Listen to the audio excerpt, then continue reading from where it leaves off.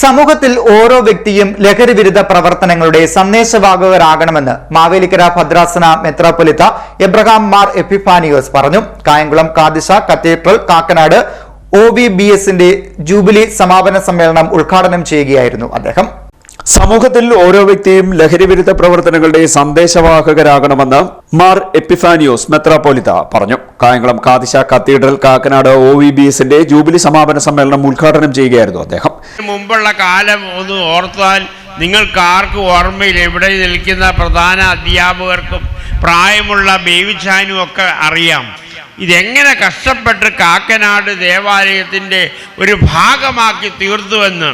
ഇവിടെ ഇരിക്കുന്ന ചെറുപ്പക്കാരൊക്കെ ഇവിടെ ഇരിപ്പുണ്ട്. ഒരേ വേഷത്തിലൊക്കെ അവർ ഉടുപ്പുമൊക്കെ തയ്ച്ച് ഏത് കടയിലാണ് പോയെന്ന് അറിയാൻ വയ്യ. ഇവരെല്ലാം ഒരുമിച്ച് ഇരിക്കും. നിങ്ങളെല്ലാം 25 വയസ്സായോ?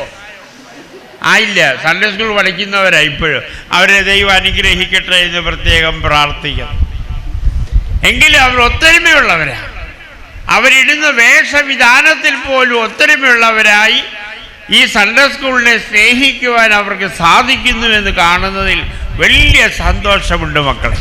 ഈ ജൂബിലിയോടനുബന്ധിച്ച് എനിക്ക് 1-2 കാര്യങ്ങൾ ഓർപ്പിക്കാനുള്ളത്, ഇന്ന് നാം ആയിരിക്കുന്ന ഈ നിമിഷം പോലും ദൈവകരുണയുടെ അടയാളമാണ്. നാം അർഹരായിട്ടല്ല ഈ സന്തോഷങ്ങളും സൗഭാഗ്യങ്ങളും നമ്മുടെ ജീവിതത്തിൻ്റെ ഭാഗമായിരിക്കുന്നത്.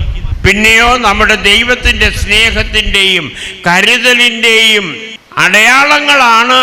എന്നാൽ ഇന്ന് പലപ്പോഴും നാം ഈ കാര്യം ബോധപൂർവം വിസ്മരിക്കുകയും നമ്മുടെ കഴിവിലും ശക്തിയിലും നാം കൂടുതൽ അഹങ്കരിക്കുകയും ചെയ്യുന്നു. നമ്മുടെ കൊച്ചു ജീവിതത്തിലെ ഓരോ സന്തോഷവും പ്രിയരെ ദൈവസ്നേഹത്തിൻ്റെ അടയാളമാണെന്ന് തിരിച്ചറിയണം. നാം ഇന്ന് ജൂബിലി ആചരിക്കുക.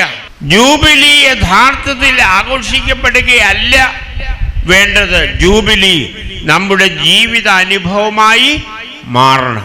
യോബേൽ എന്ന എബ്രായ പദത്തിൽ നിന്നുമാണ് ജൂബിലി എന്ന വാക്ക് ഉത്ഭവിച്ചത്. ഒരു കാഹള ശബ്ദത്തെയാണ് ഈ പദം സൂചിപ്പിക്കുന്നത്. വിശുദ്ധ വേദപുസ്തകത്തിലെ ലേവ്യ പുസ്തകം അനുസരിച്ച് യോബേൽ സംവത്സരം അഥവാ ജൂബിലി എല്ലാ 50 വർഷത്തിലും അവർ ആചരിച്ചിരുന്നു. ലേവ്യ പുസ്തകം 25-ാം അധ്യായത്തിൽ യോബേൽ സംവത്സരത്തിന്റെ പ്രാധാന്യം വിവരിക്കുന്നുണ്ട്.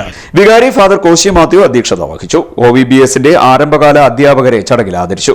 98 വയസ്സുള്ള കളത്തിൽ കോശി ബേബി മറുപടി പ്രസംഗം നടത്തി.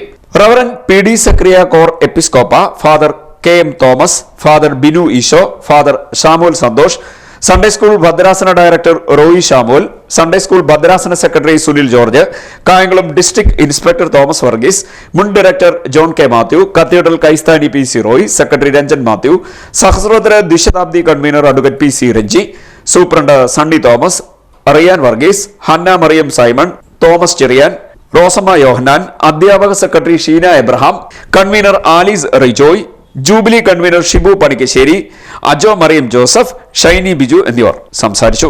OVBSലെ കുട്ടികളുടെ വിവിധ കലാപരിപാടികളും നടന്നു. OVBS അധ്യാപകർക്കും കുട്ടികൾക്കുമുള്ള പുരസ്കാരങ്ങളും സർട്ടിഫിക്കറ്റുകളും ചടങ്ങിൽ വിതരണം ചെയ്തു. CDNet news, Kayamkulam.